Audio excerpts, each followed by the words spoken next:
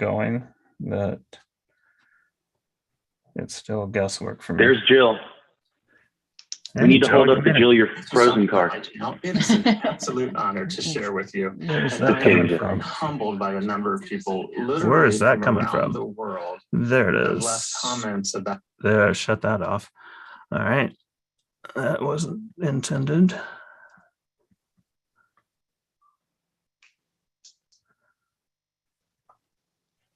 Oh, Joseph has a Salesforce water bottle. Recognize that from Dreamforce. Yeah, you always got this swag everywhere. I'm like, oh, and then my notebook. Oh, and I don't know, everywhere. I mean, I'm rocking some certification and a trail. I'm not sure which Trailblazer hoodie this is. Let me see if the logo is embroidered or screen printed, which is usually how I tell. It's I'm pretty sure this is the first from like 2017 when they did it the first time. With the embroidered, was it embroidered the first time? I think it was embroidered the first time, and then they started screen printing. But I actually profits. can't find. Oh, there's the. Oh, nope, we're screen printed. So this is not 2017. All right. Well, that went away pretty fast, but so I think we'll give people a chance to get connected, but we'll get kicked off here in just a moment. We had 70 some sign up for today, RSVP. So I think if we hit somewhere close to 30, that's probably about what I would expect to see. So maybe give people a minute here to jump in.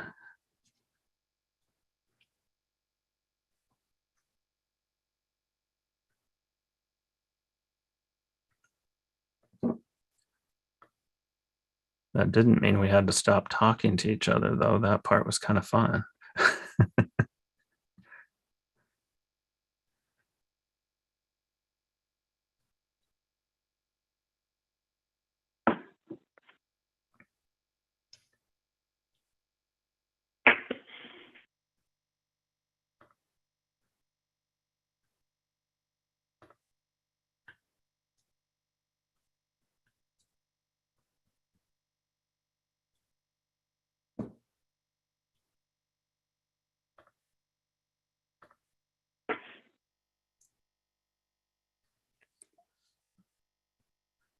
I shared the wrong screen. Let me reshare. Hopefully the right one. So there we go. I don't know. I kind of like the canyon of Terry's face You there. like- That we're seeing all of Terry in many different Everywhere. Yes. All Terry. All Are you the time. seeing the announcement slides? No, we are still seeing the wrong screen. Dang. At least I am. Yeah. Maybe every screen. You're seeing That's kind of what everything. it felt like a little All bit. right. Yeah, there was a lot of screens. There is a lot of screens coming up. I think it's this one, hopefully. There we go. Awesome. I have trouble with technology, if you didn't know. Welcome everybody to the Des Moines User Group. My name is Terry Miller. I lead the group. Thank you so much for joining. We will run through our announcements and then kind of get things kicked off for our meeting today. But first wanted to welcome Metazoa to our meeting. Tom and Sridhar, I hope I said that correctly. It's a privilege to have you here. I think Jill is also online supporting them as well. So I'm very happy that you're here. Thank you so much. And we're looking forward to your presentation here in just a couple of minutes. Our agenda looks like this. We'll get through our announcements. We do have a little bit of an icebreaker. Really, it's more of an announcement than it is an icebreaker, but we'll take some time for that. And then, as mentioned, Metazoa will be up next. And they do have a raffle for you. And if you want to take your phone and scan that QR code there, that will take you to, I believe, a get feedback form that will enter you into the raffle. So I'm going to show that code a little bit again later, but grab that code get signed up for the raffle. Do you want me to tell them what it is, or do I want to leave that surprise for you guys? Just sign up. I'll let them tell you later.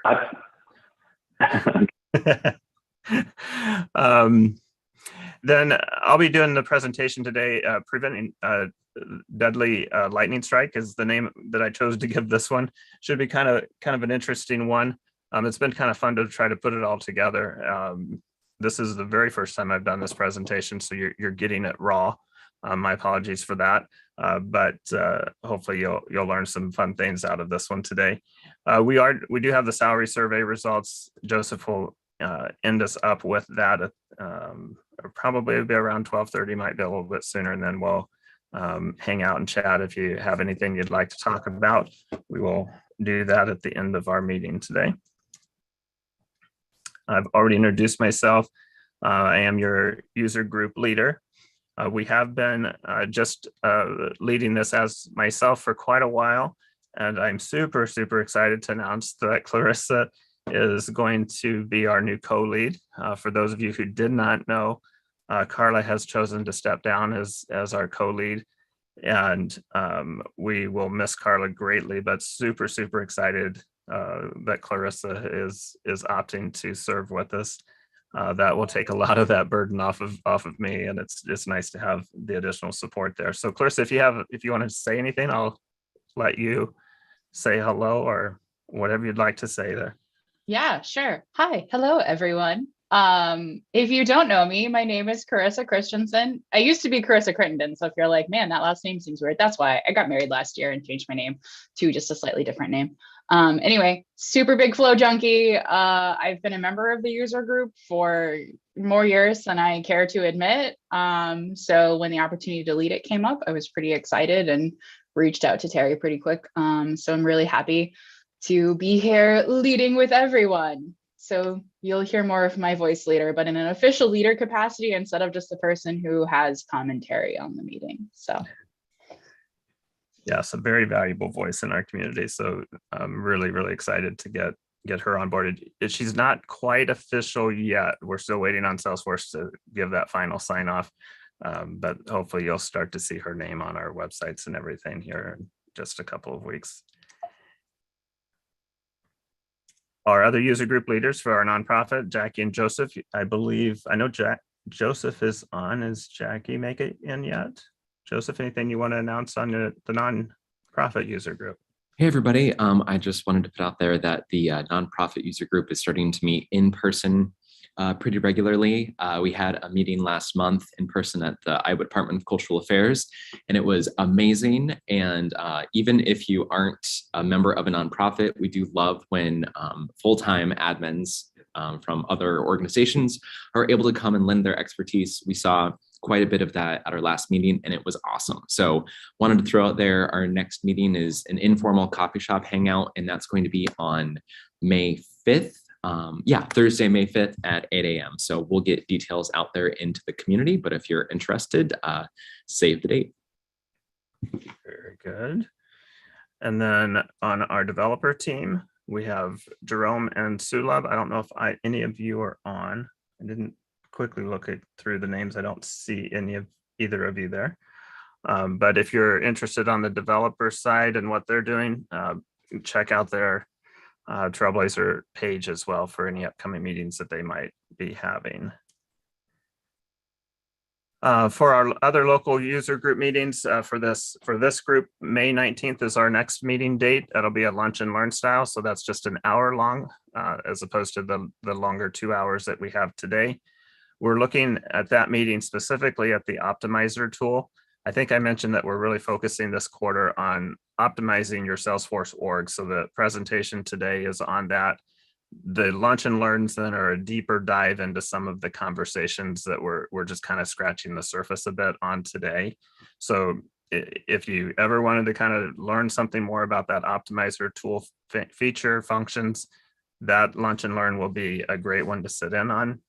And then on the 16th, we're going to be looking at the Lightning record pages, how to optimize those for performance and getting kind of the best bang out of what you can do on those Lightning record pages. I did want to call out the July 14th user group meeting. That one will start a new quarter, and we're going to be back on flow for the following 3 meetings that we get together. I am working on getting us a special guest for our first one. I'm crossing my fingers. That might be Nana Gregg. If you're familiar with Nana Gregg, that's who I'm working on to try to get her available to be able to speak. Nana's just awesome. She's a MVP Hall of Fame person. Crossing my fingers that I can make that work out. If not, we will find someone else of similar caliber that can help us with that kickoff for July 14th. So that is also 1 week earlier in the month than what we normally do. We're normally the 3rd, I think it's the 3rd Thursday of the month, but that hit at the same time frame as Midwest Dreamin'. So the following week is Midwest Dreamin', July 20th through the 21st. If you're not signed up, get signed up for Midwest Dreamin'. It's kind of, and I'm hoping none of the other Dreamin' people are listening, but it's kind of the Cadillac one. It's the one that started all of the dreaming events. It's the largest of all of them.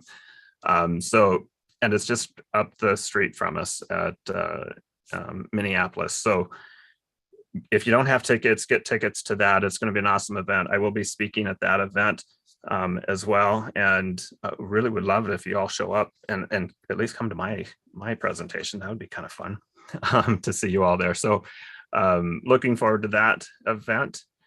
July 18th and the 15th then is our lunch and learns, again covering screen flows and advanced screen flows there.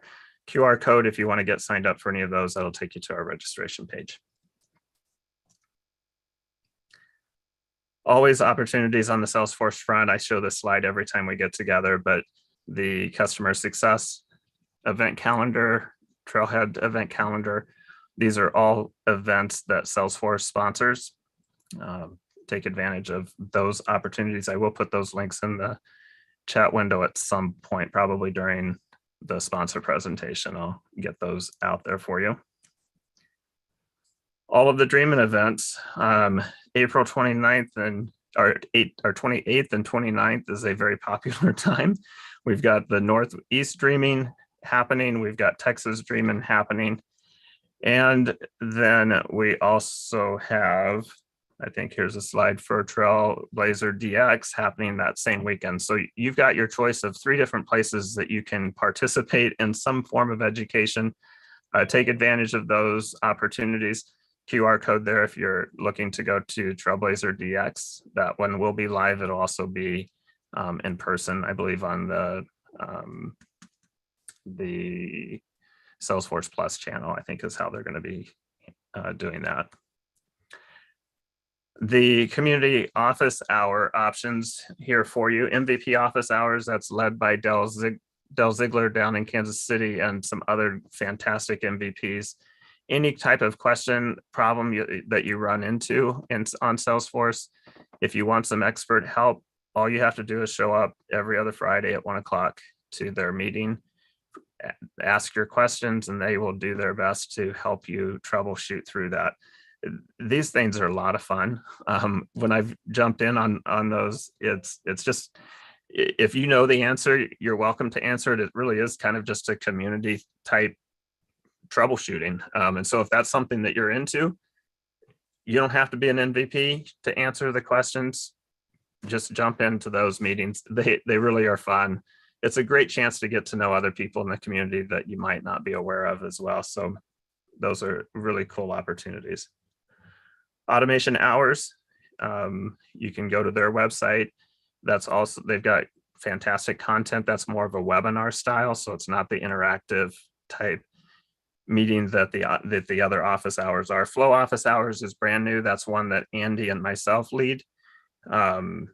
We do that just once a month. It's the second Friday of the month at 1 o'clock. So you can go to the Flow Office Hours website to get registered for that. We are focused 100% on helping you through questions that you might have with Flow. Likewise, if you're a Flow expert and you want to jump in and try to help others, you are welcome to come into those sessions as well.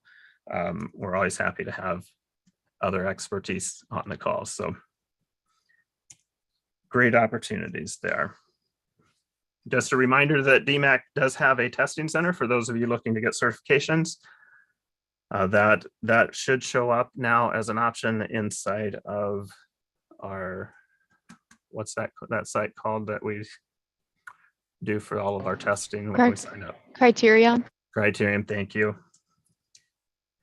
And then fresh off the presses this week is another introductory course to Salesforce, the QR code there. If you know anybody interested in taking or getting familiar with Salesforce, that, you know, maybe it's a friend that you have that says, man, I'm kind of curious about what you do. This is a great way to get familiar with Salesforce. This is a course that Jackie, Joseph, and I have helped DMAC get set up. And Jackie and Joseph are going to be your leaders this time around. There is a nonprofit discount that is available. So if you are a nonprofit, you'll be able to get a discount off of that pricing. Joseph, anything that you want to add to that? No, other than this is hot off the press. It was just finalized. So I'm very excited to get Yes. the word out. Tuesday and Thursday night, 6 to 9, starting June 7th. I often forget to mention that we do have a Slack channel, and that QR code is there if that's something that you want to join. That is, I think we have about 20 of us or so in the community that are a part of that group. So if that's something that you are interested in, please go ahead and scan that code. That will get you, I think, to an invite page to join our Slack channel. Great place to ask questions as you have them. All right. Also, there's that raffle QR code again. So if you didn't get it earlier, go ahead and snap that. Get your name in the drawing for their giveaway. And then I just wanted to open up the floor here for a little bit. This is another new piece that I always keep forgetting to do. But anybody have any job openings that you want to mention? Anyone looking for a job? Have you tried to get a new certification? Failed it, passed it, it's all fantastic. It doesn't matter if you failed it. We all have. And so it's nice that people are out there trying to get them. We'll celebrate the wins and the losses with you. And then any other community type announcement that you might have, I'll just kind of open the floor a little bit for you to unmute and share any topics there like that you'd have. I will share that we do have a senior Salesforce administrator position open at Holmes Murphy in one of our subsidiaries called Creative Risk Solutions.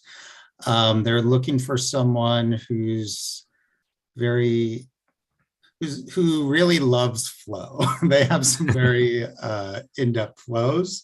So if that's an area of expertise in particular, we'd love to talk to you. Very good. I did get a email from, I believe it was ITA group. They are looking specifically for somebody that is a marketing cloud expert, and they do want that to be somebody local. That I think has been some of the challenges there, is they would like it to be local. But marketing cloud, if that's your thing, check out ITA group. Any new certifications? Anybody take an exam? Terry, this is Janie. It's probably crazy to think that I never in my 8 years took the time to take the test, but I did take my admin cert on 4-1. Yeah. Finally, and I passed. Sweet. I just sucked it up. Congratulations. But honestly, I was so glad you shared the thing about DMAC, because I think that in part has been I'm not going to do it.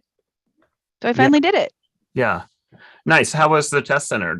Was it good? So quiet. Oh yeah. Oh, perfect. I've not been there. I'm definitely I prefer that environment for sure. And one of the benefits was you get a piece of paper and a pencil because you're in person and they're recording you and whatever. I found that really helpful. Nice. I also had what I did to prep for it, and this is terrible. After 8 years, again, I just ended up doing the certification day webinar that Salesforce offers for free, just as a refresher. Yeah. I think I did that like a Monday, and I scheduled my tests the next Friday or something like that. Within a couple of weeks, I just did it. Well, congratulations. That's awesome. Very good. Anyone else? Anybody want to admit that you tried and failed? Because that's good too. This is Elisa. I took it in October and I had to drive clear out and I did not pass it. Did not pass, but you tried it. I did. So I've been kind of trying to get myself psyched back up to try again. Good.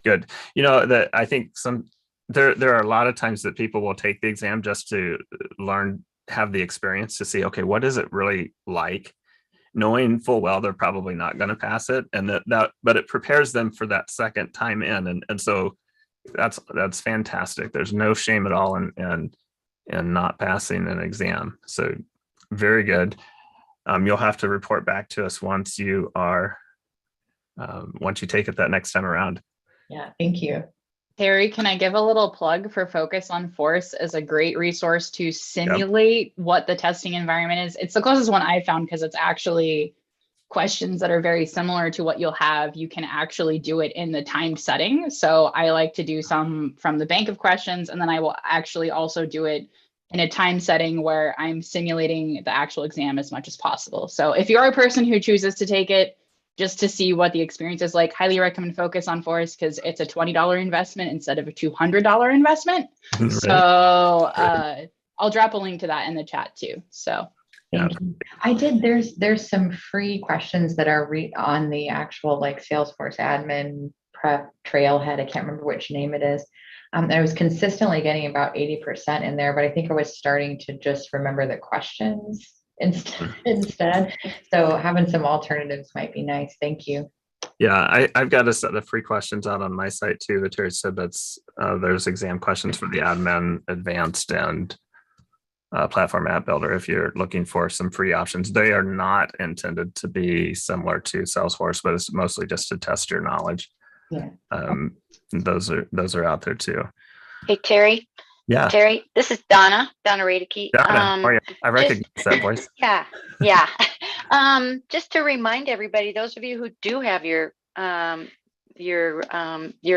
certification, as a Salesforce admin, you have to keep that up. And they just released, I think it was yesterday, the badge to do for the regular Salesforce admin. And I did that yesterday. It takes 20 minutes. And it's good for a whole year. It's not like you have to do it every single time now that there's a release. And so it's really easy. And about a month ago, I had a panic attack remembering I haven't done that for a really, really long time. And I thought I'd lost my certification, but they finally released the badge. And so just remind everybody to go out there and do it.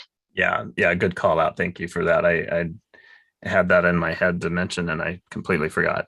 So, all right. Great. All right. Well, cool.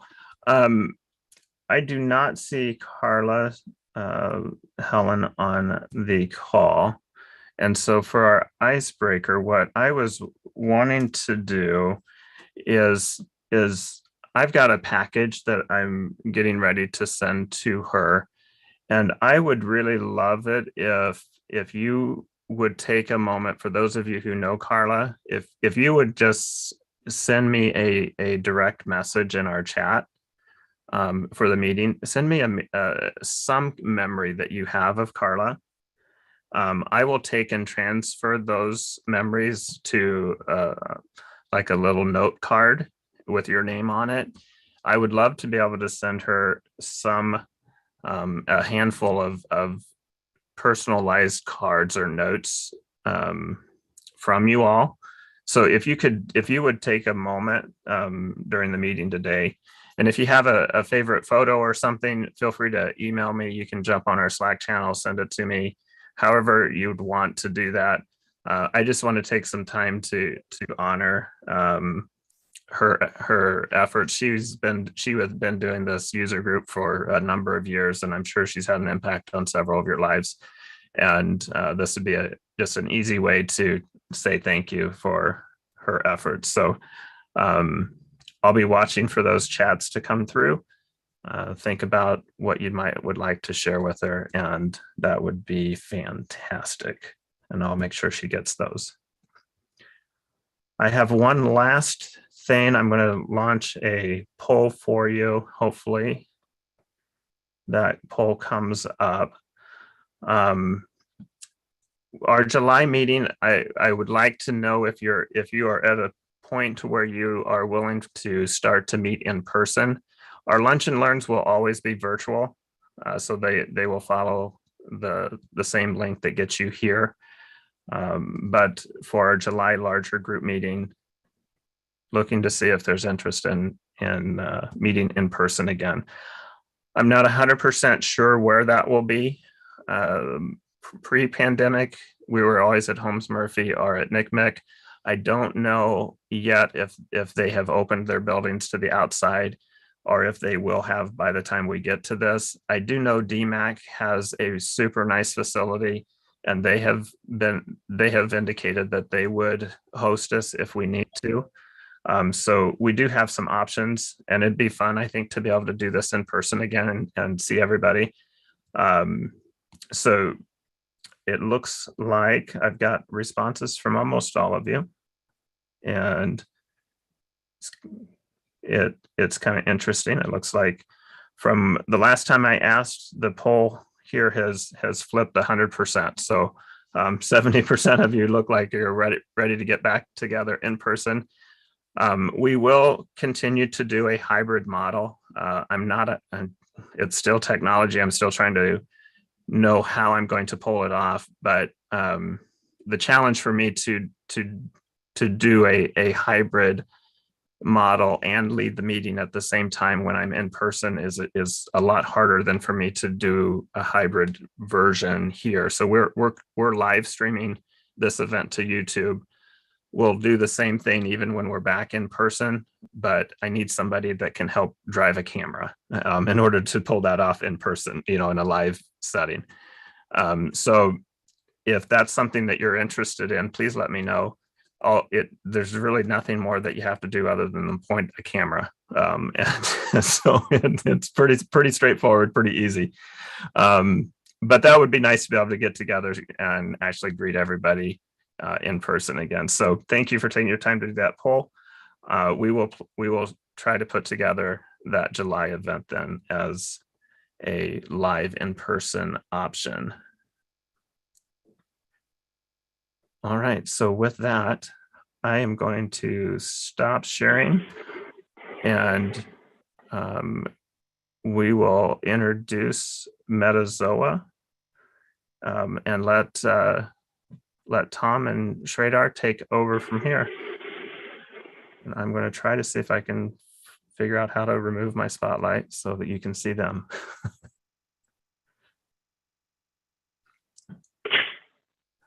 All right, Tom, Sridhar, go ahead when you're ready. Okay, great. Thank you, everybody. I'm Tom from Metazoa, and one of those squares is Sridhar from Metazoa.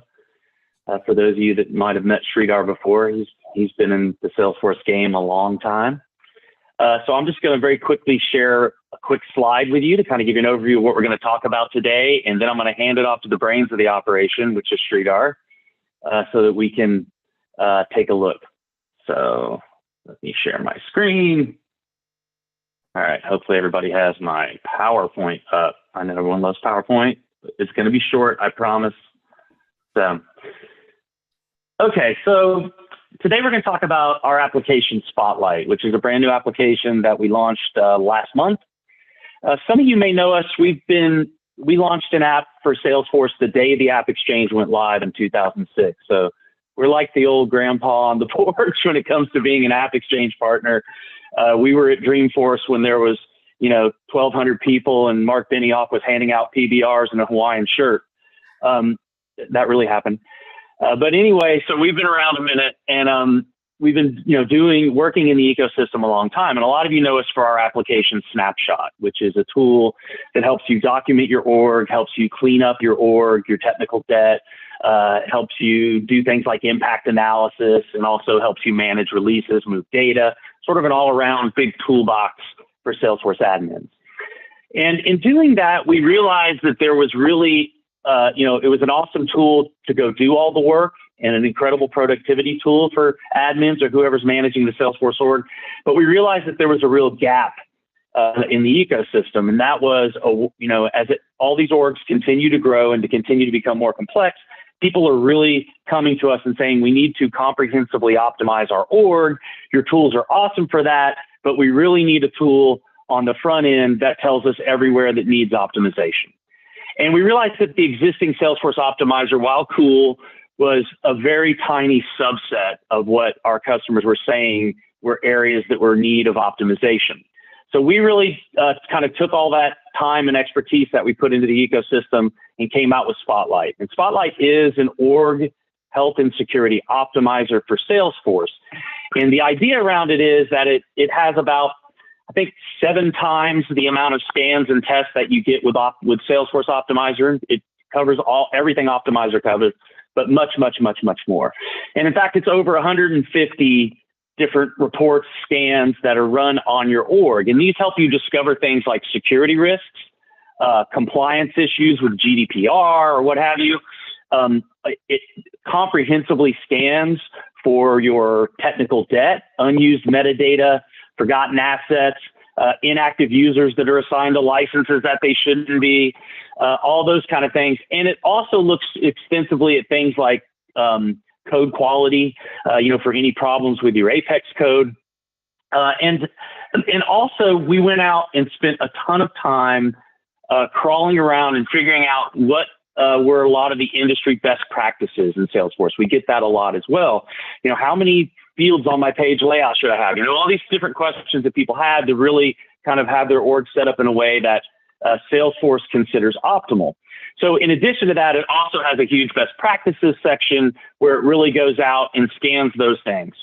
All of these scans are configurable, meaning that, for somebody an unused field might be 100% no data entered. For somebody else, it might be 95 or whatever, or 100% defaulted data or whatever might also be something that you would consider an unused field, for example. So all of these are configurable in terms of setting where the milestones are. We have defaults out of the box, but we allow you to tweak those. They really make sense for your process. On top of that, in addition to letting you tweak it, all of these are exportable, so you can export them all to Excel and share them with your leadership and say, hey, here's where all our problems are. Or if you're a consultant and you're going in to clean up an org, it's a great thing to share with your customer base. Here's where all your issues are that we're going to fix up. It also has links next to every entry on every report that takes you back into Salesforce where that exact item is, so that you can go right to it to fix it. And lastly, the coolest thing that we just launched for it, since we did our webinar last month, is we now do org monitoring with it.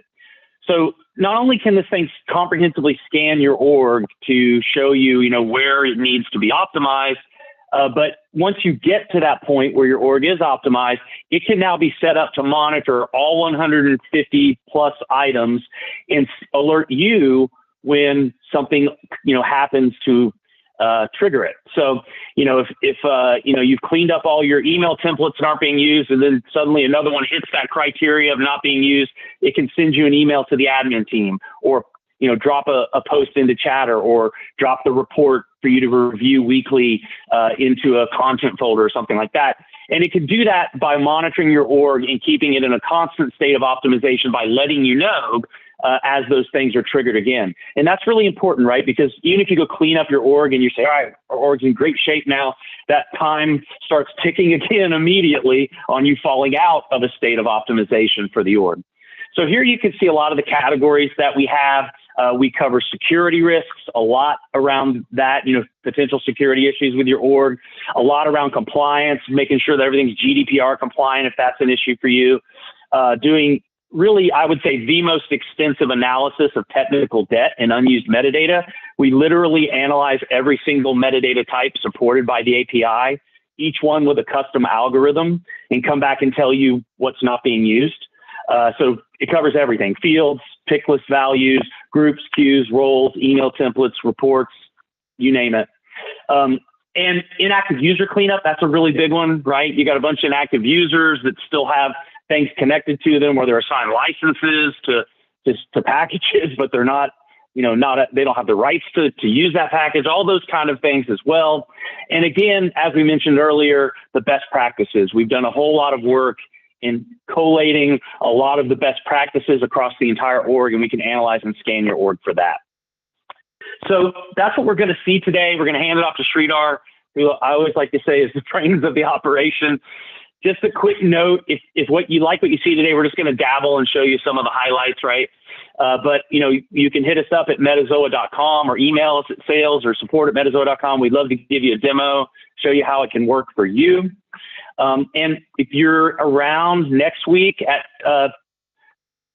Trailblazer, it's now Trailblazer DX. It used to be Trailhead. Trailblazer DX next week. We're going to be there at a booth. We have swag and stuff. Come see us. And we're also going to be at Midwest Dream In, the big one, right? In July. Probably going to be some more events cropping up after that. But if you're around those places, we'd love to see you. Come by the booth. We'll give you some free stuff. And okay. So with that, let me hand it off to Sridhar here, and let's dive in and take a look at Spotlight. Sridhar, off to you, sir.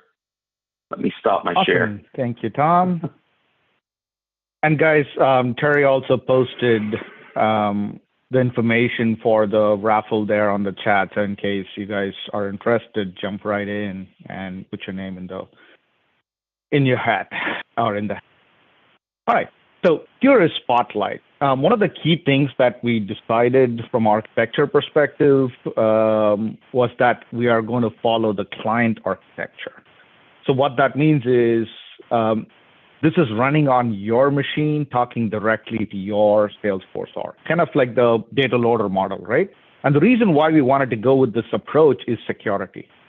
You're not giving us your metadata, data, or even worse, your security credentials to open yourself up for potential abuse.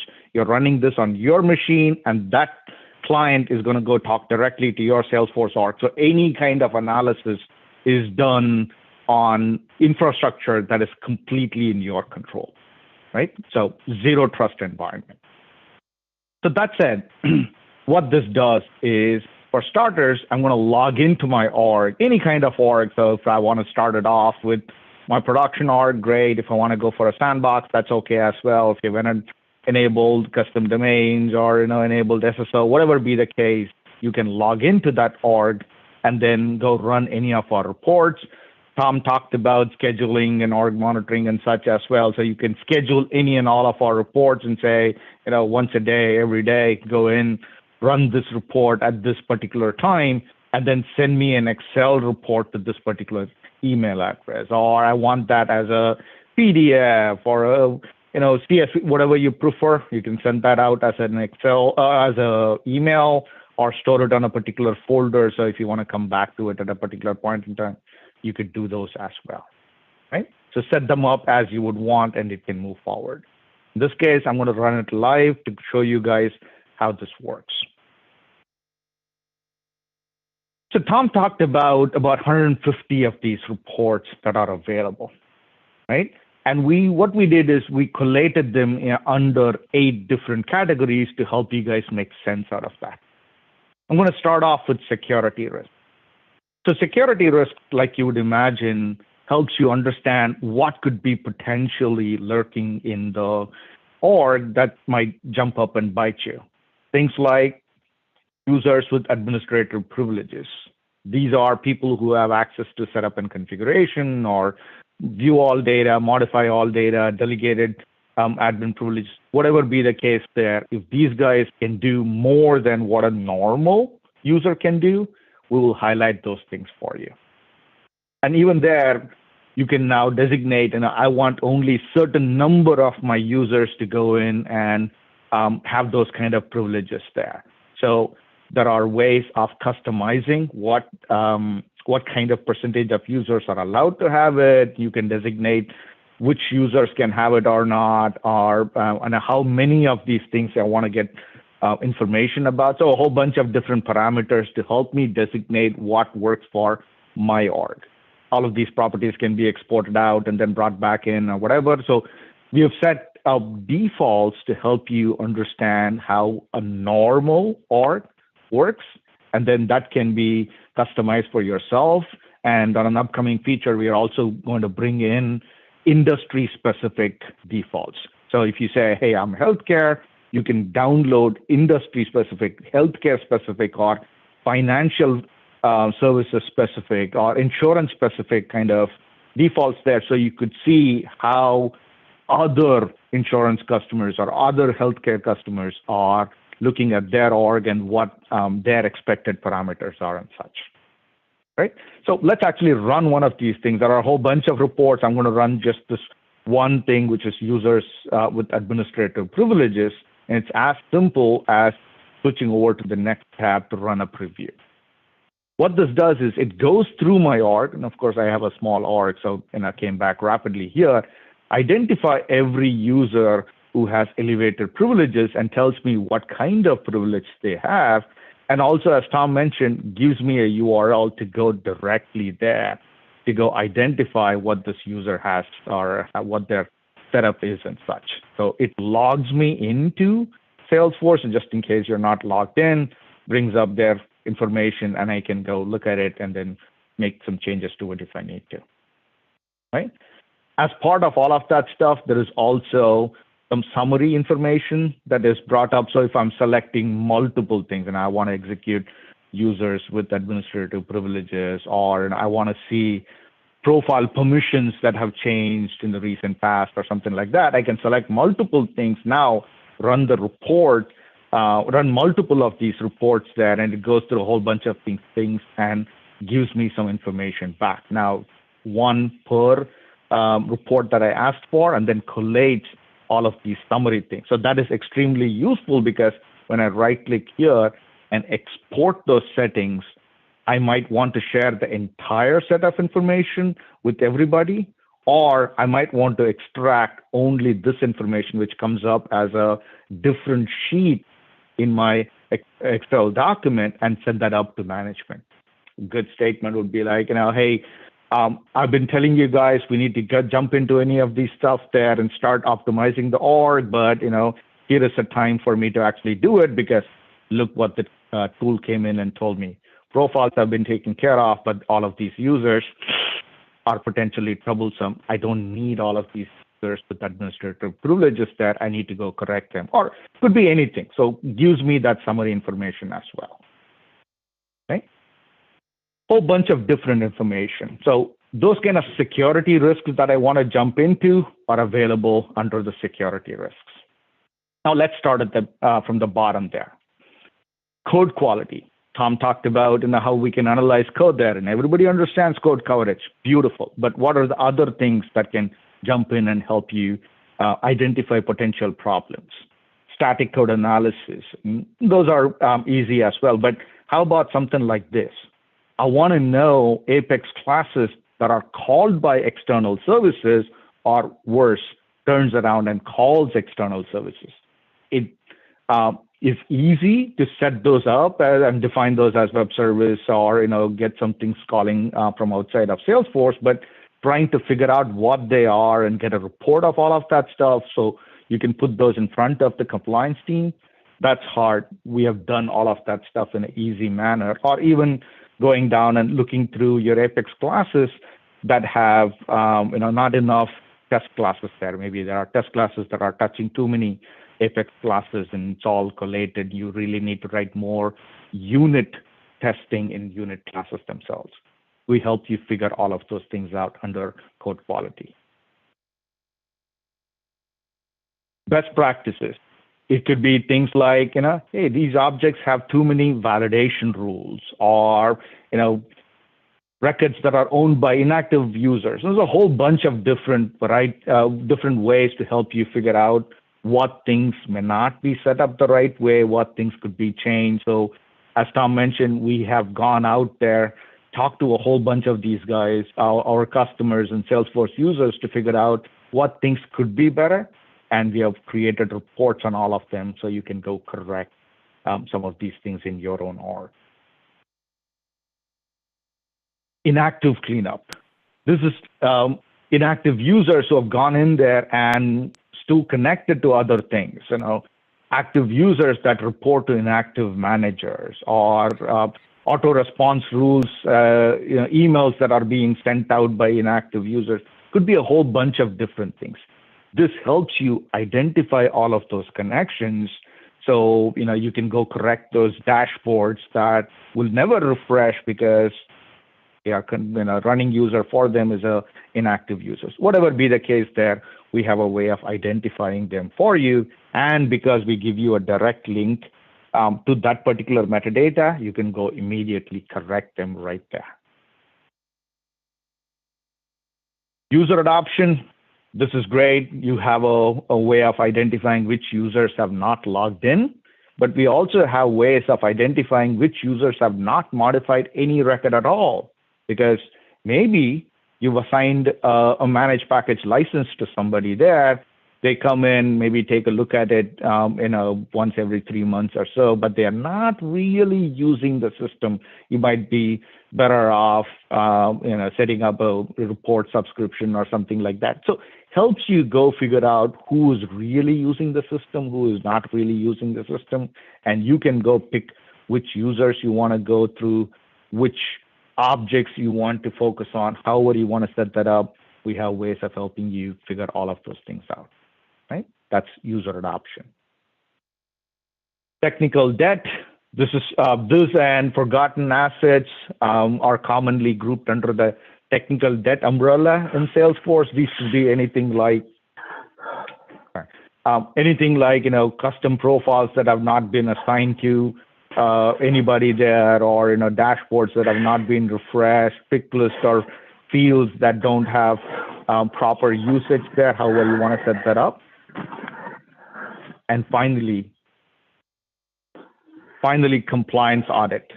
This could be, as Tom mentioned, GDPR problems, fields that have missing compliance information. Maybe you have a whole bunch of personalized information that is being stored, and you want to go figure all that stuff out. And remember, this can be set on a schedule. So it could do that monitoring for you and then notify you that here is what's happening as you have set it up. Right? So 1 week might be everything is okay, and then one of the consultants came in, upload a bunch of objects in your org, but they didn't set all the compliance information or descriptions, help text, whatever. This can go identify all of these things. So over 150 reports to help you figure all that stuff out. And one of the first things when I show people this is, hey, you have a lot of these things. How do I get started? Quick finds. So helps you start with anything. And I start looking at profiles or page layouts or whatever. Just start typing that in. It'll narrow things down. So I can say, I want to go look at too many required fields on page layouts. I want to get that report executed. Get immediate results on that. And remember, everything is configurable. So you might say, I don't really care about 6 required fields there because of my the industry that I'm in. It really needs to be 10 and things like that. So you can easily modify them, rerun them, schedule them so it reports on the information that you really need, so you can maintain your org in a much more streamlined fashion without having to do a whole bunch of work. That's the idea behind Spotlight. It casts a spotlight on potential problems so they don't jump up and bite you.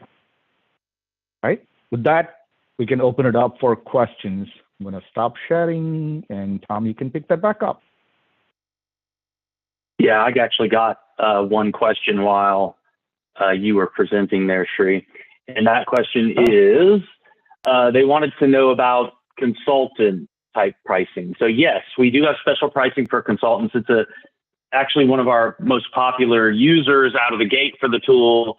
Consultants that want to go run Spotlight to scan a customer org and then show them, here's all the optimization we could do, and then go do the work, bill for services. So, really 2 main use cases, right? One is you're trying to optimize your organization, Salesforce implementation, those orgs, or you're a consultant and you're doing this as a service for customers. And yeah, we support that as well. So just reach out to us and we can, provide you with how it works from consultant pricing perspective. and get you squared away there. So any other questions out there we can answer for anybody?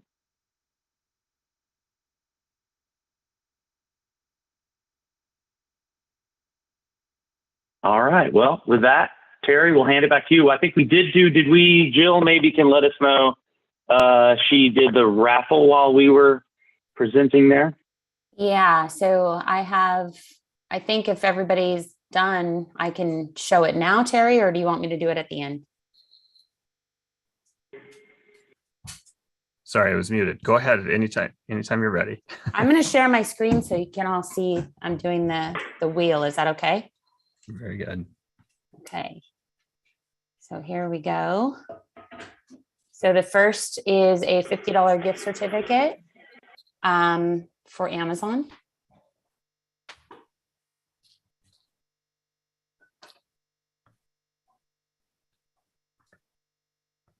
Olivia Briggs. Yay, thank you. Congrats. Okay, let's do the next one is also a $50 gift certificate to Amazon.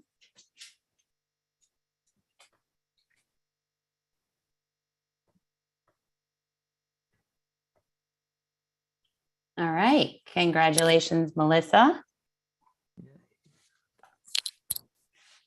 And the next one is a $100 gift certificate to Amazon.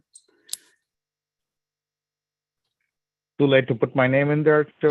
Too late. All right, Dana. Congrats.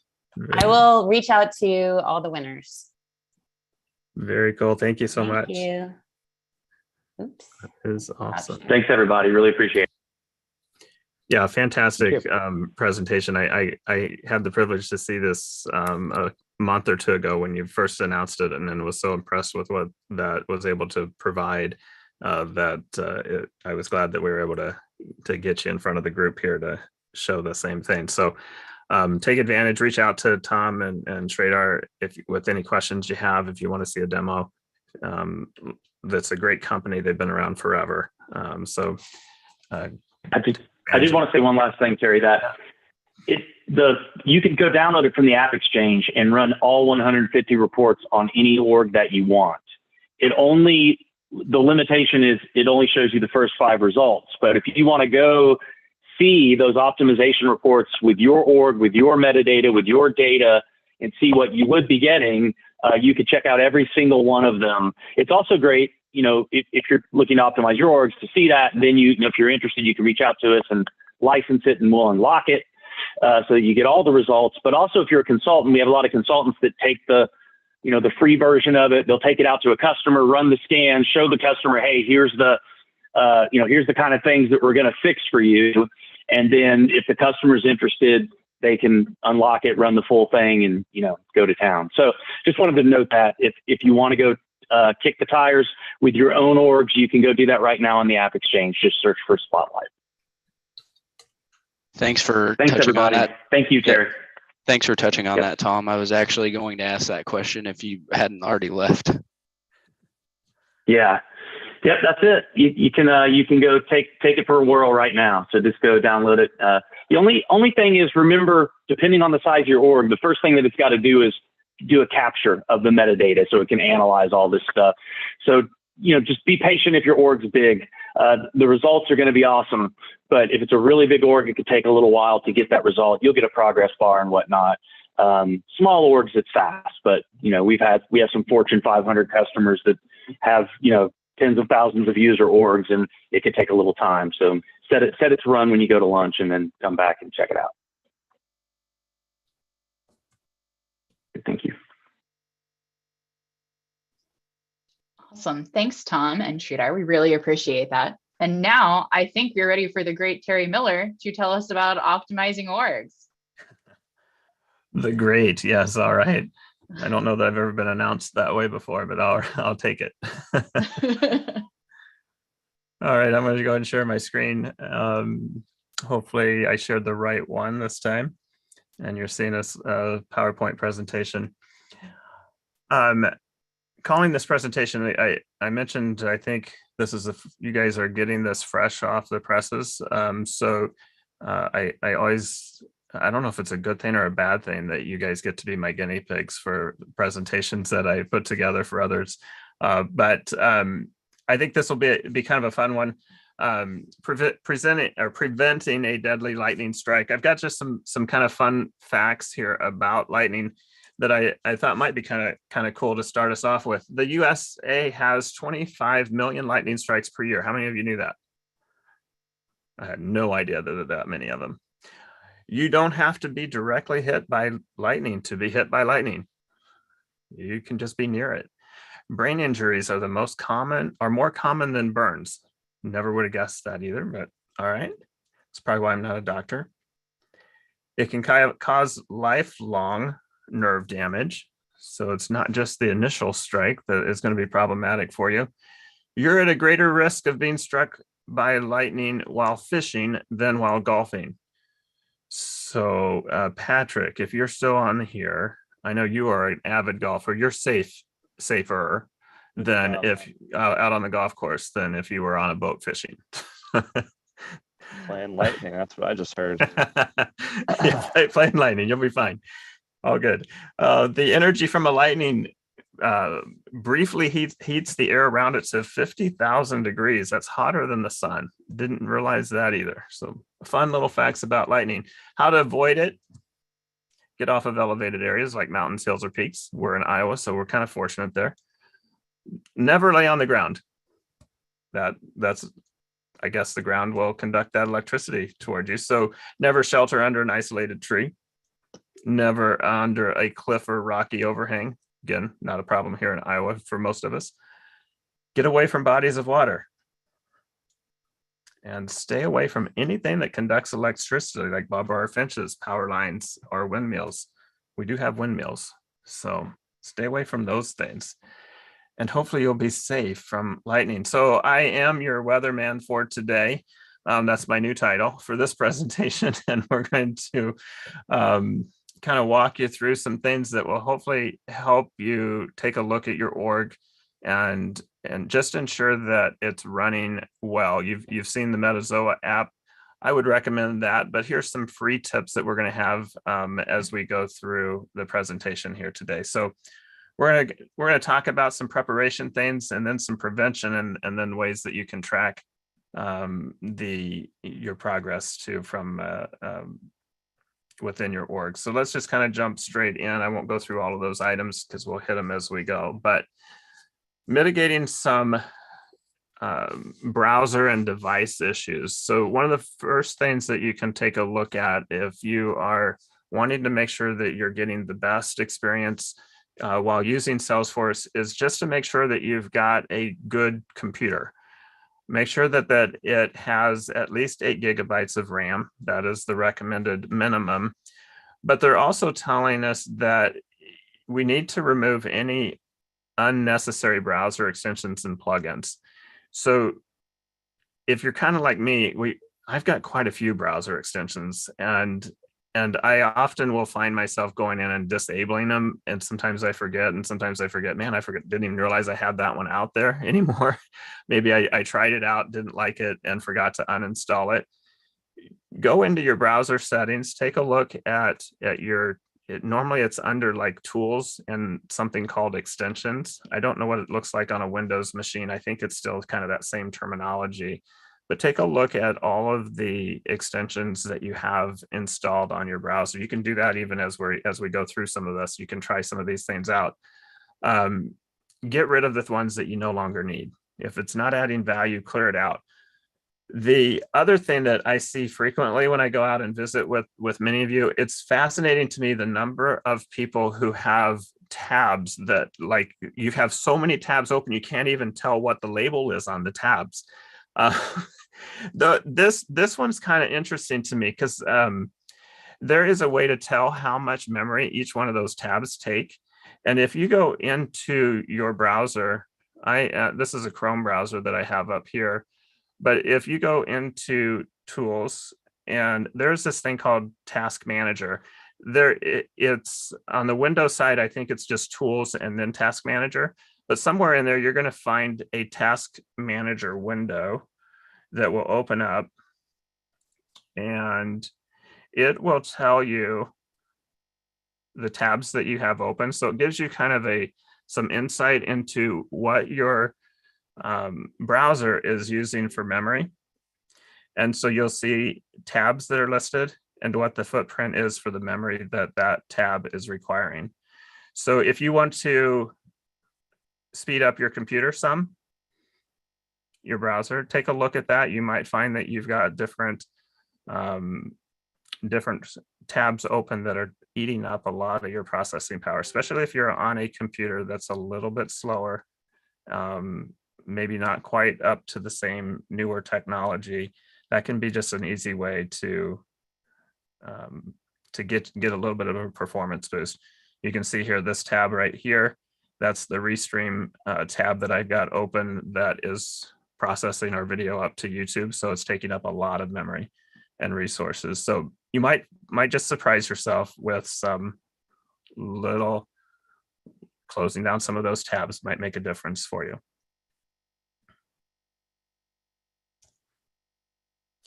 Now, this one is one I think I've talked about this item before as kind of one of our Terry's tidbits. It's been years, I think, ago since we first looked at this, but there is a process or a measurement tool called Octane 2.0. It's a part of the speed test that Salesforce provides for us, and all it's doing is it's measuring how well your computer is and your browser is going to process JavaScript.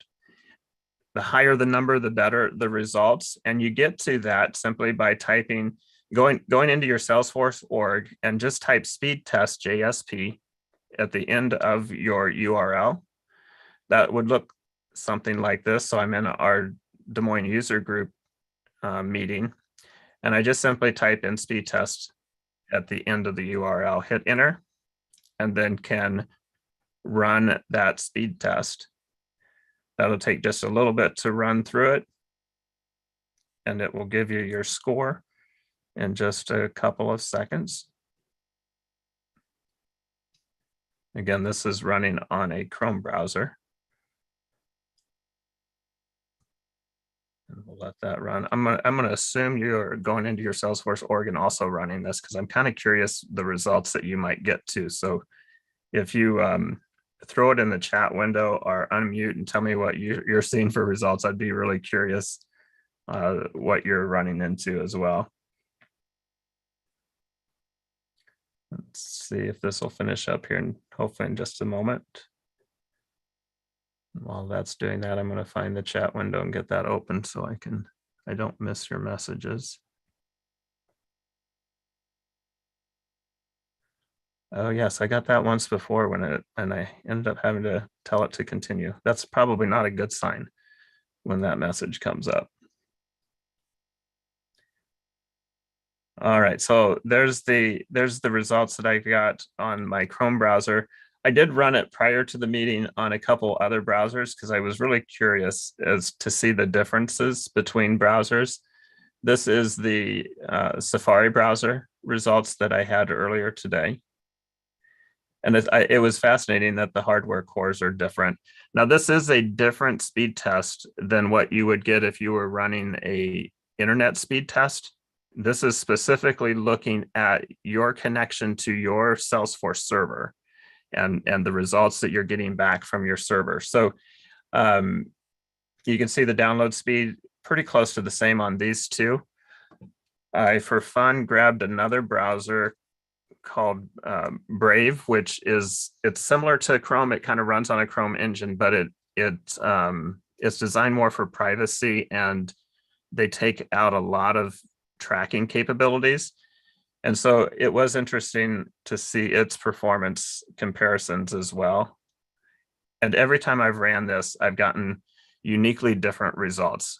So if I were to rerun it, sometimes these numbers go up, sometimes they're down. And again, it's just measuring that connection to your Salesforce server. So if the server is getting hit with a lot of volume, you're probably going to see some impact on these. But if we look at what they are recommending, They want to see that Octane score be at least 3,000 or 30,000 or greater. And you can see that here I'm getting a score well over that. I didn't on this browser earlier today. 30,000 or greater. Everybody get over that when you tried it? Those of you good? Latency needs to be lower than 150.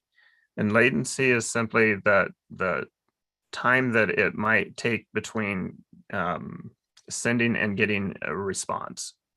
So they want that to be below 150. And all of my browsers, I was easily below that on the latency side. Download speeds of 3 megabit or higher. And I was easily above that. I'm also on a gigabit network. So I don't know if that makes a difference, given I think I'm more constrained by the Salesforce servers here than I am on my network, would be my guess, because I know if I ran speed tests generically, I would have numbers significantly higher than these. So again, this is measuring it purely from a Salesforce standpoint. It is kind of cool too that if you look at the bottom of that page, you do see the release that you're on, if you're ever curious, that is listed there as well, and your server that you're connecting to. So that's kind of a handy way to get to that information as well.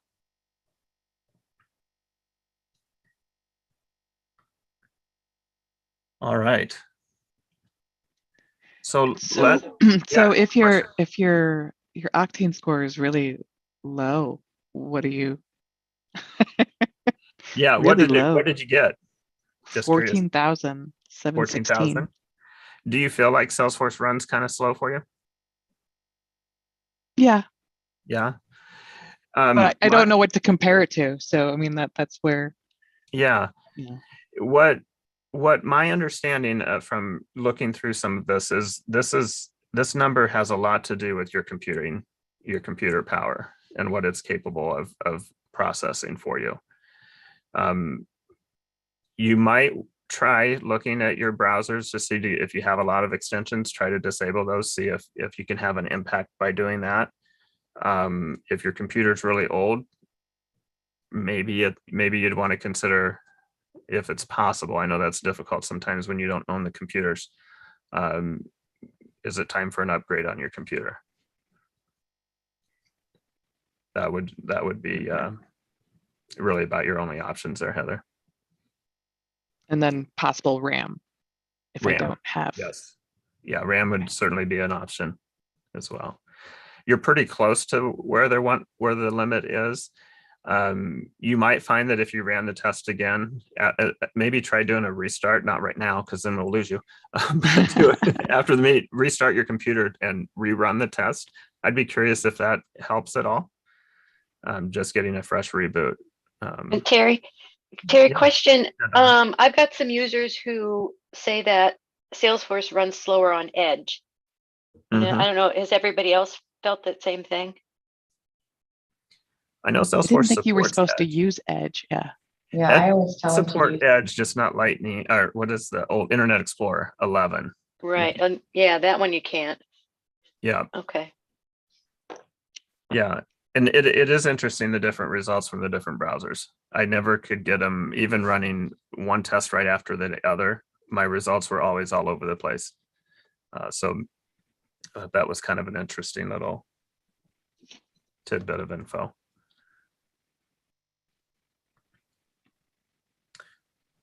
All right, so we're going to jump away from that topic. That's about all you can do from a browser computer perspective. Is some of those types of tests, and we're going to look more at experience page time. And this one is really what your users are feeling when they go to load or open up a page. What does it feel like when I navigate to a Lightning record page from a time perspective? And we've got two ways that we can measure this. One is simply taking and adding, I shouldn't click on that, it's going to take me to the next screen, to your URL, add a question mark, EPT, that's experience page time, visible equals 1. And so if I jump over to an account and I simply add I'm gonna have to slide this over so I can see my syntax here. Question ETT visible equals 1 and hit enter. I'm going to get this little measurement up here at the top of the page that tells me how fast did that page load. And it took 2.06 seconds. And it is yellow, which means that that's not good. The ideal, if they want it to be below 2 seconds for that time. And it will go green if it's within what Salesforce considers to be normal. Now, your other way of doing this, if you're frequently wanting to look at your Lightning record pages to make them better, just simply go into your user record. So this is my user record. I'm going to click edit, and there is a debug mode option that you can simply click. And when you save that, refresh your page, you're going to get a nice blue bar at the top that says you're running in debug mode. This does slow your particular loads down slightly, but it will keep this EPT number up here all the time for you. So as you're navigating around through Salesforce, you won't have to do the little add addition onto your URL in order for it to show up. So if I refresh this page now, you can see my score shows up that way. And then as I navigate into then other pages, that is always going to be present on the top of my browser. So nice handy little tool to be able to see that. Now, what all does that technically mean for us? Now that we know that it's there, we're gonna take and dive just briefly into some of the things that we can do. We've got one of our lunch and learns, I think it's 2 from now, is going to get into this topic in a much more deep fashion to give you some tricks and tips on how you can improve that score. But for now, let me get rid of some of these screens so I can navigate around there a little bit easier for us.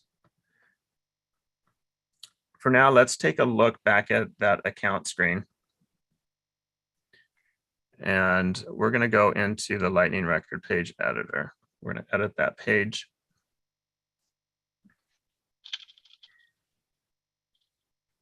And you'll see here that we also get this page analysis option. And if it doesn't show up when you first come into the page, there is the Analyze button here at the top. Just simply click that button, and it will measure the performance or the expected performance of your page. This number never has matched what I actually see on the actual results when it runs.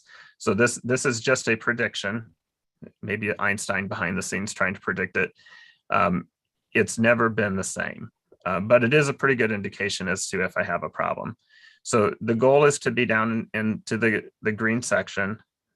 I have never seen a page go up into even 4 or 5 on this scale. If you've got one, I would love to see it. Because I would love to see what the use case or the combination of things that happened that caused your page to be that slow at loading.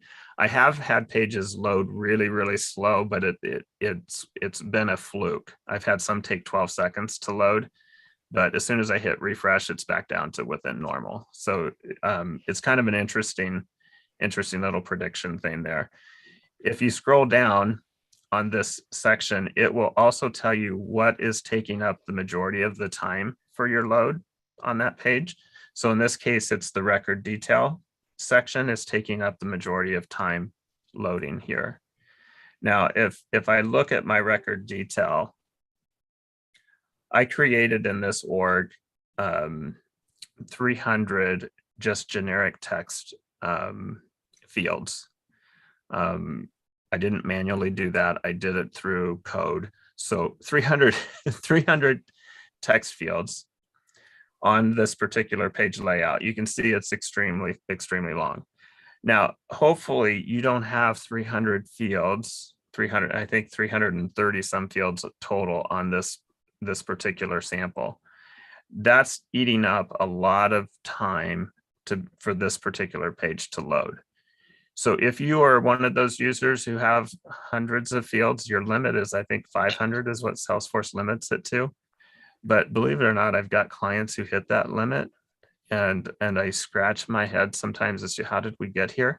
Hopefully it's none of you, but it happens. And, over time it's, somebody asks for a new field, and sure enough, you go out and you create it. But the impact that having all of these fields on the same page is pretty significant. And when we get into some of the lunch and learns, I'm going to show you some of the differences by cleaning up and some of the tricks that we can do to make your page layout something that will load a little bit quicker, and prevent maybe some of the complaints that you might hear from your end users. So this particular case, that's what's driving it, is we have just a ton of fields on our record detail. The related list that you see here on the side panel, let me see if I can make that more visible. Nope, it's just going to keep getting bigger. So right here, I've got related list on my main page. So when my page loads, all of the related list items also end up having to load at the same time. And so that's the second largest culprit for my load time. Now, what they would recommend is simply adding a tab. And I think often you see this as the default setting for Salesforce. They'll have a tab that is related.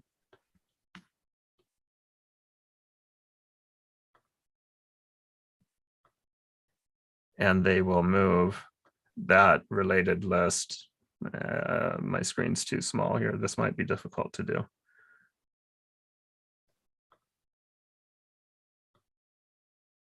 I don't know if I got that or not.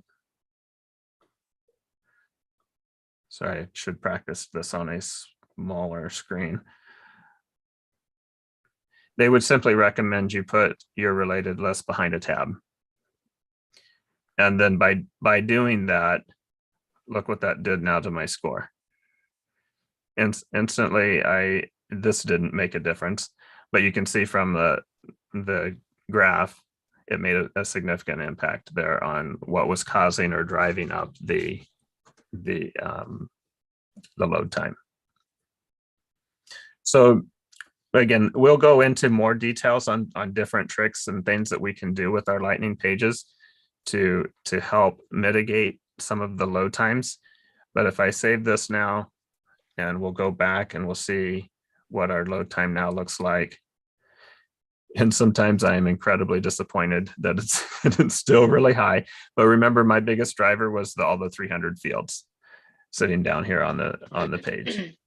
So, and if I were to refresh this again, what I typically see is that it goes down further with every refresh. So it's like it's caching some of the information, and it will continue to get better. But your users aren't going to be refreshing their page. They're going to be going in and they want that first experience to be good. And so we certainly want to work on getting that number down. So now you can see it's green. It's running much, much faster just with that one simple change of moving the related list into a tab. So lots of different ideas there that we can do as it relates to improving our Lightning pages. I did take and do some analysis on some of this with a variety of different field counts. And these are just simply refreshes. So my first load of the page with 30 fields, and then one here with 130 fields. And then I did, in the example that we're seeing, 330 fields. Very first load, you can see the impact of just those field changes. With the second refresh, I mean, it's almost double just because of the number of fields on the page. The third one, the prediction I thought was quite fascinating. It was never even close on what was the reality. Now there's also this concept called scrolling load. I could not really identify a significant impact from that. And scrolling load is also on the, if I'm remembering right, I think it's on, yeah, load lightning pages while scrolling. That's on the user record as well. I found very little advantage of turning that on. I'm kind of wondering, given that it's on a user specific, I'm guessing that it has more to do with visually impaired and some of the machines that might help the accessibility stuff. I don't know for sure, but from my use case, I really didn't see any advantage. I couldn't visually see that when I was scrolling up that it started to render new stuff. You know how it does that when you're on like list views and you have to, it shows you 50 records, you scroll and then it brings in the next 50. I didn't see that happening on this with my pages. So if you have any experience with that, again, I'd love to learn a little bit from you on that. Some of what we will do when we get into the lunch and learn is we'll play around with different options and do some more tests and show you the impact of just how we can tweak the page to try different things, see what works, what doesn't work. It's kind of fun to play around with some of that just to see what does decrease that that load time. The last item then that I have is this concept called content delivery network. Content delivery network is a way of distributing, and Salesforce uses content delivery networks. It distributes some of the core Lightning functions or code into different areas around the country so that it sits physically closer to where you're at. And where this is helpful is it just means that it geographically, the code doesn't have to navigate around the globe in order to get to you. And you can enable this. They do recommend, there was a lot of caution around it. I have not tried it, to be honest. It is not on by default. But you go into settings, session settings, and then enable content delivery network. I don't know why they kind of caution you to try it in a sandbox first. It seems to me like it kind of a logical one that it's like, yeah, I'd want the Lightning code to be a little closer to me. But it is one that you'd want to test out, just given Salesforce kind of tells us to be a little careful with it. So more information on that one, if you want to explore it, is with the bit.ly URL there. You're able to kind of go in and learn a little bit more about content delivery network. Hey, Almost, Terry. yeah. So I should not just interrupt you, but I actually just looked at it and it says that it is disabled for existing orgs, but they enabled it on new orgs. So it's one of those where it's just if you already exist, you have to turn it on. So sweet. So it doesn't sound like it's as dangerous then as what I was interpreting. If it's on by default, because it makes sense to me that it would be. And people who build websites, they use these all the time. So Amazon uses them. All your major websites use this concept. So that would be another thing to maybe get that turned on. Do it again. My recommendation when you do any of this stuff, do it in a test environment in your sandbox. Make sure you're not going to do any damage. But this one does make sense to me. And Carissa, with what you're reading there, that makes me feel a little bit more comfortable with it too. So worth exploring. It'd also be interesting to see the impact that may have on some of those page loads if it does. It's so hard to get it when you have to refresh your page. It's you're never going to get the exact same measurement, and it'd be nice to be able to to turn this on and say, okay, it was 2.5, it's now 2.2, and know that it was an exact result of this change. And we just don't have the ability to do that. So the last item here is I wanted to mention Salesforce Shield has the ability also to monitor your events. And that does come at a cost. I think some of you have Shield in your orgs. If you have Shield, I would love to have you do a demo sometime. If that's something you'd be interested or willing to do, like even a 5 or 10 minute demo to the group of what Shield does and how you use it, that would be super, super cool to squeeze that into one of our meetings. It's a great product. It does a ton of additional information, like which pages are being visited.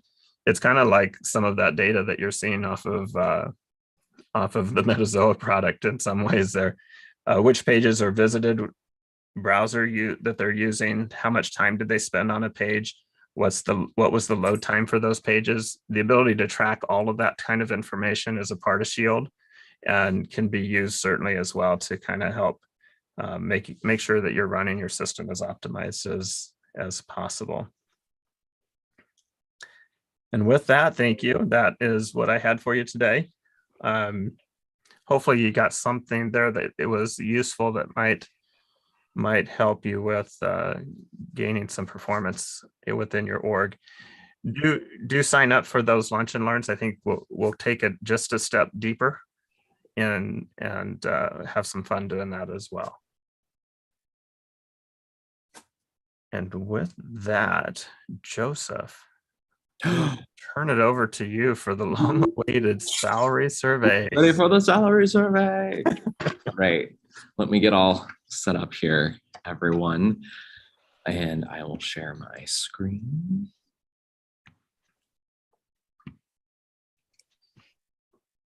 Okay, can everyone see the slides?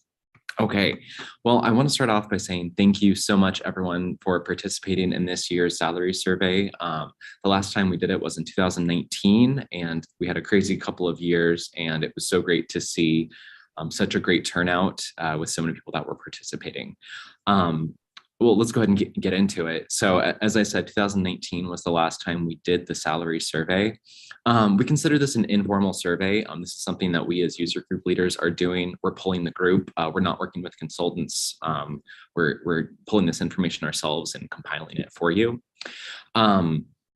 We always present it back to the group, and today I will post this in the community as a PDF as soon as we're done. So feel free to take screenshots and stuff, but don't feel like you have to grab the information as it's presented to you. We will share this presentation so you can take it and look at it yourself.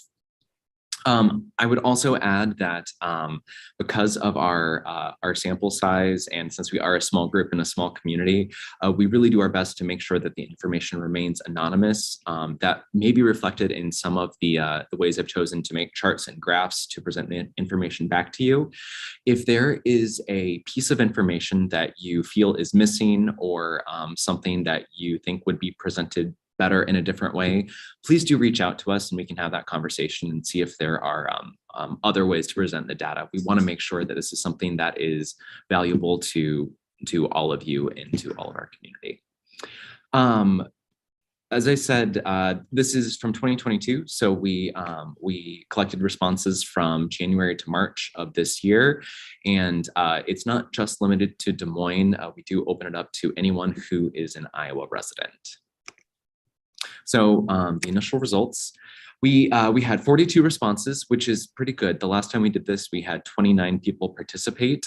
I think our record response rate is 43. So we almost beat it. We got right up there. So again, thank you to everyone for taking the time to fill this out. We had an age range of 25 to 50 years old, with 36 being the average. I'm 36, I'm right in the middle. So this is in line with what we have seen before in the past as well.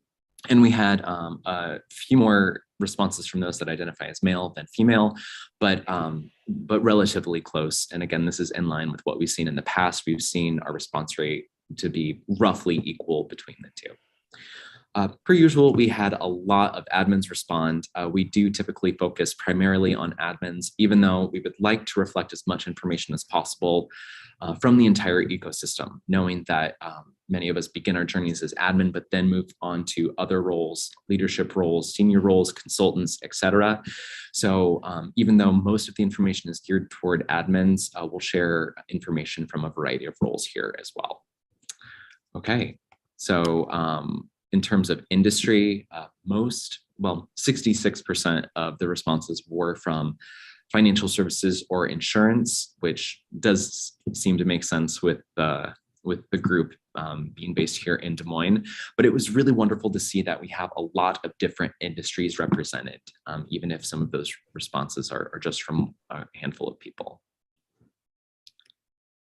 In terms of role, so we have a little bit of a shift here versus how we've represented the data in the past. So we have never differentiated between junior, senior, and general admins before. We've put them all into one bucket. And at least anecdotally, I know in conversations with many of you, we've seen a lot more movement in these roles, a lot more differentiation of saying, oh, this is a junior, this is a senior, or this is just a general admin role. So in a couple of different areas, we'll still keep all of these salaries bound together into the admin bucket, but where it makes sense, we will also break them out into junior, senior, or just standard admin role. A lot of organizations still may have someone who in practice is a senior Salesforce administrator, but in title, they're still a Salesforce administrator. So all of that is a bit nebulous as the field grows. So I'll be sure to call out where I've separated them here. For leadership roles, that is a bucket that I had tried to group roles that were above the day-to-day admin responsibilities where they're in decision-making roles.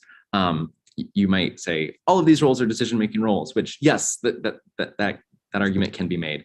But these are roles that would be above the day-to-day and working on some of the higher level decisions, delegating some of these tasks, and would have a title different from the Salesforce architect role. Let's see. Otherwise, this is our spread of those that have responded. We didn't have a lot of developers or business analysts respond, so we don't have a lot of information to share beyond some of the base average salaries there. Okay, all right, you ready? The next slide is the big one. It's the one with all of the numbers. So taking all of this information, let's look at what the average salaries came in at this year. All right, there we go. I am going to rearrange my screen a little bit so I can make sure I can see what I'm saying. So this is with the admin roles grouped. We'll break it out here in a moment. But as you can see, leadership roles obviously are at the top of the list. I triple checked my math. The consultant and architect roles, the averages really did come down to only being $100 apart. The salaries were very well matched in the numbers we received. The response rate and the salaries were right in line with each other. And I thought that was really fascinating. Salesforce architects and Salesforce consultants, at least for our community, those based in Des Moines that responded, they're very, very close.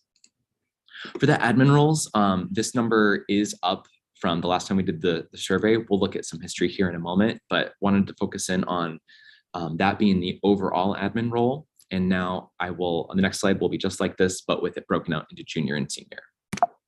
Oh, there we go. So as we can see, and as you would expect, the senior role is compensated more highly than the admin or the junior role. The admin role is very similar to what we had seen when we had all of the salaries bucketed into one salary as well. Let everyone absorb that for a minute. And I'll go ahead and move on, and we can start looking at how this compares against our historical data. So for all of the admins over time, we can see we started doing this back in 2015. We have the data going all the way back from there, and we can see a steady increase over time. It's good. Salaries are increasing. And so I'm sure what a lot of you are asking yourselves is, what factors go into a higher salary? What can we see from the survey? What correlates to a higher salary? I'm going to walk through several different pieces of information, and I want everyone to keep in mind that there isn't necessarily these aren't in a vacuum. So just because you have a bazillion certifications, that doesn't necessarily mean that's what puts you in a role that's going to give you a higher salary, that it's a lot of these factors put together. So let's start with, I just mentioned certification, so let's start there. So I always think it's interesting to see how many certifications the group has. This initial slide is everyone from the entire ecosystem who had responded, whether they're an admin or not. 24% have no certifications at all, which could make sense as I think of perhaps a leadership role where maybe you're not an admin, you're not in the weeds doing Salesforce configuration every day. The numbers get a little smaller once we get up to 3 and above, with, let's see, a good chunk having 1 or 2 certifications. When we shift this to look only at Salesforce admins, we see something pretty similar. We still have 17% that do not have any certifications. And then the numbers get smaller when you get up above 3 certifications. I was chatting with some other users earlier in the meeting, and we were saying how every time we see this slide, then we get motivated. We're like, oh, next time I'm going to move up to that next pie slice. So it's been a lot of certification talk, so maybe this will help motivate everyone. So how does this stack up with salaries? So when we're looking at everyone across the ecosystem, again, not just admins, but also those with leadership roles, we see that even those with no certifications still have a higher salary in some cases than those with several certifications. In general, if you have 3 or more, on average, there is a higher salary than those that have less, but it's not a steady black and white picture. The same can be said, the next one is just admins. So again, certifications do certainly help and are important based on the role that you're doing, but in terms of the correlation, in a vacuum, it's not that you necessarily, if you have 5 or more certifications, you're definitely going to make, X number of dollars. Number of users. So here we're looking again across the entire ecosystem to see how many users the respondents support. I feel like I often imagine everyone else has a much larger org than I do, and maybe that's just me, but we do have a lot of our respondents who support small-ish orgs where they've got less than 500 users, and that's pretty common across our group. This is, like I said, this is the entire ecosystem, but if I'm looking specifically at the admins, we do see something similar with most of them supporting less than 500 users. So what does this look like when we're looking at the average salary?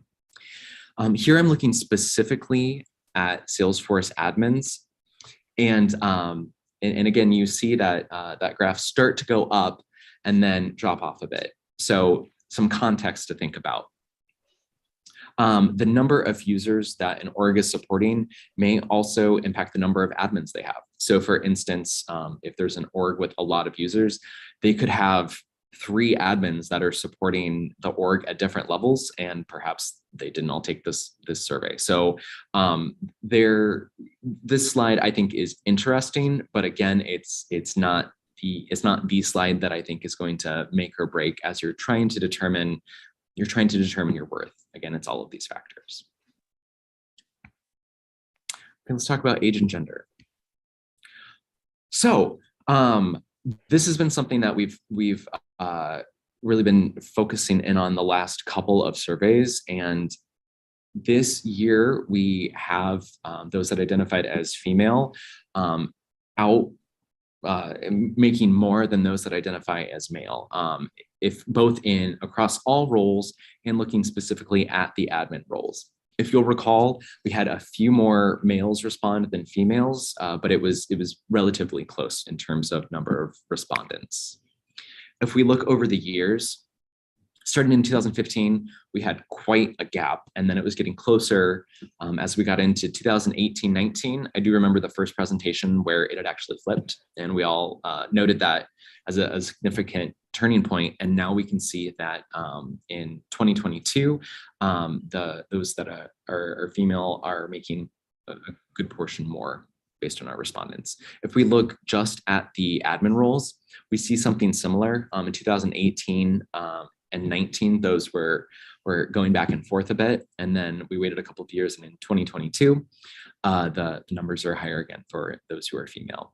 It'll be interesting to see how this continues, what this trend looks like, and also to see the number of respondents that we have in each category. So age versus salary. This one, I debated a bit how to represent the data. So if we look at average salary and we bucket everyone into age ranges, we do see that the numbers go up based on age. However, if we put everyone's salary on here and then just have age be the x-axis, it's all over the place. It looks like it's like an earthquake graph or something.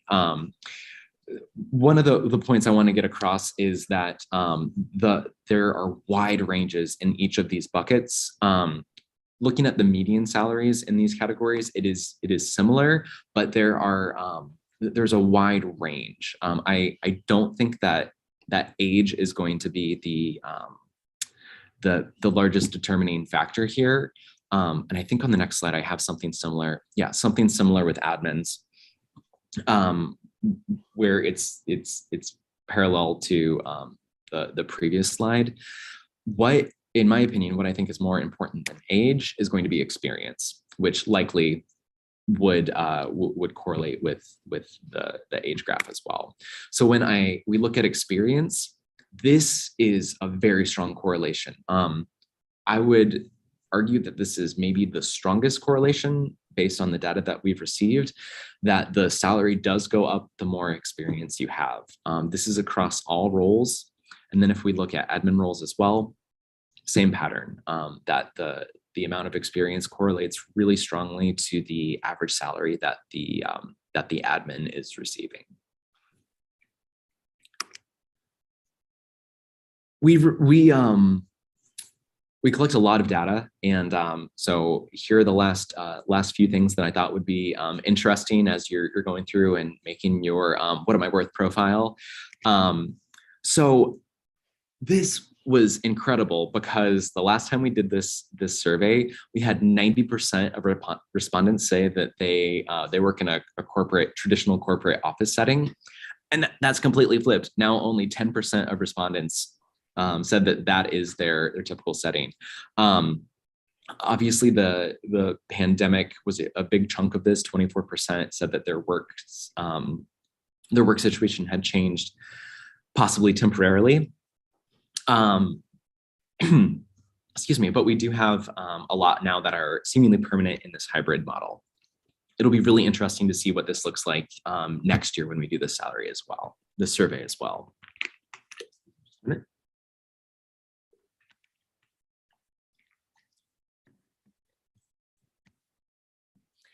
Education and educational focus. I always think this is so interesting because those in the Salesforce ecosystem come from so many different backgrounds. So as we can see from the first table, the level of education doesn't necessarily correlate directly with the average salary that someone is bringing in. And I also think it's always very interesting to see what the educational focus was. Very few of our respondents actually had a technical focus of engineering or computer science. Yeah, here we all are working in the technology space. I'm a liberal arts major myself. It's always really fun to see who majored in music, who majored in something that has nothing to do with this line of work. very similar to past years, most of our respondents are from a metropolitan area. We have some info on there in terms of who is a Salesforce partner to see if there's a difference in in how those users are being compensated. And finally, we didn't have a lot of government or nonprofit response, which is in line again with what we have seen in the past. So as I said, we will post this in the community after today's presentation. And if you have any questions, please feel free to comment on that post or to reach out directly, and we're happy to have a conversation. But before that, are there any questions while we're all on the topic right now?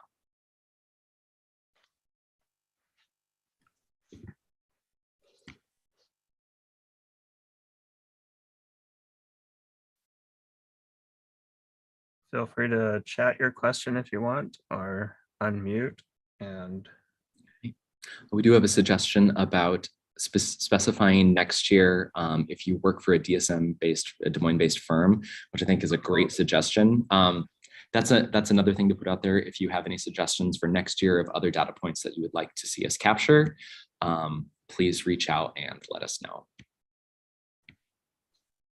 Oh, I'm sorry, one more thing. It's not in the presentation, but I did want to put out there that there are great salary surveys out there that are national, and all of us are Des Moines based, but as we're seeing remote jobs become more and more and more common, keep that context in mind as well, that you're not just competing with people in the Des Moines area, and employers are not just competing with others in the Des Moines area, that there are national positions as well. So that's also important context. So please, please go out and look at that information as well to get a full picture of where our positions are being compensated.